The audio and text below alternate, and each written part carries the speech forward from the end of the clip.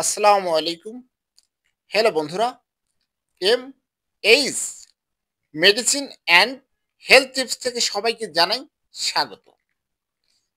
আজকে একটি গুরুত্বপূর্ণ বিষয় নিয়ে আলোচনা করব। তা হচ্ছে আপনাদের অনেকেরই বাসায় বৃদ্ধ মা-বাবা, ভাই-বোন থাকতে পারে। তাদের যদি হাত, বিশেষ করে এই হাত অবশ, অবশ ভাব থাকে এবং দেখা যাচ্ছে যে হাতে ঝিনঝিন করে, হাত অবশ, অবশ ভাব, তারা কিন্তু বাজার থেকে একটা পাঞ্চিং বল, এই পাঞ্চিং বল তাদের জন্য একটা ক্রয় করে এনে দিবেন।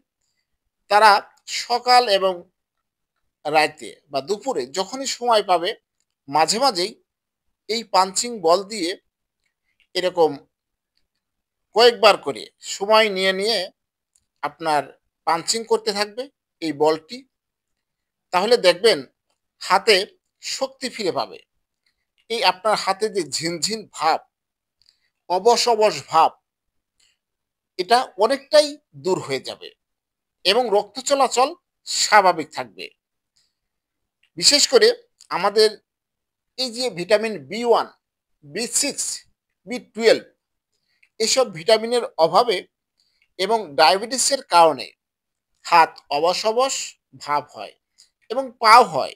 হাত এবং পা অবশ অবশ ভাব দেখা দেয় এবং দেখা যাচ্ছে আপনার হাতে অনেক সময় শক্তি পাচ্ছেন না। তারা কিন্তু ভিটামিন বি1, বি6, বি12 এর পাশাপাশি এই পাঞ্চিং বল নিয়মিত পাঞ্চিং করলে আপনি দেখবেন ফলাফল একদম রাতে রাতে পাবেন।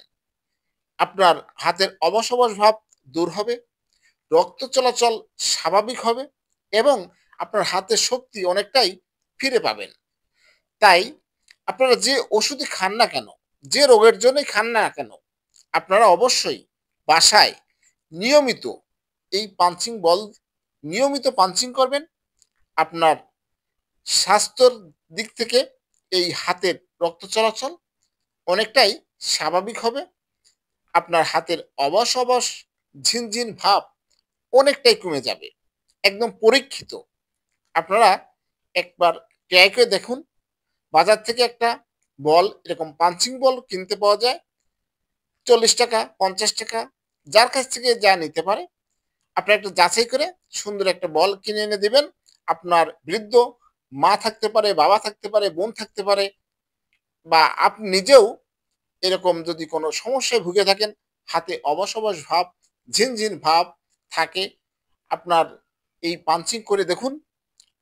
ইনশাল্লাহ আপনার অবশ অবশ ভাব, ঝিনঝিন ভাব অনেকটাই দূর হয়ে যাবে। আমার এই ভিডিওটি যদি ভালো লাগে, নতুন নতুন এরকম ভিডিও পেতে আমার চ্যানেলটি এখনই সাবস্ক্রাইব করে রাখুন, লাইক, কমেন্ট, শেয়ার করুন। আর যদি দেখা যাচ্ছে যে আপনার কোনো রকম কমছে কিন্তু বেশি কমছে না, তখন অবশ্যই একজনের বা একজন বিশেষজ্ঞ ডাক্তারের পরামর্শ নেবেন। সবাই ভালো থাকবেন, সুস্থ থাকবেন। আজকের মতো বিদায় নিচ্ছি। আল্লাহ হাফেজ।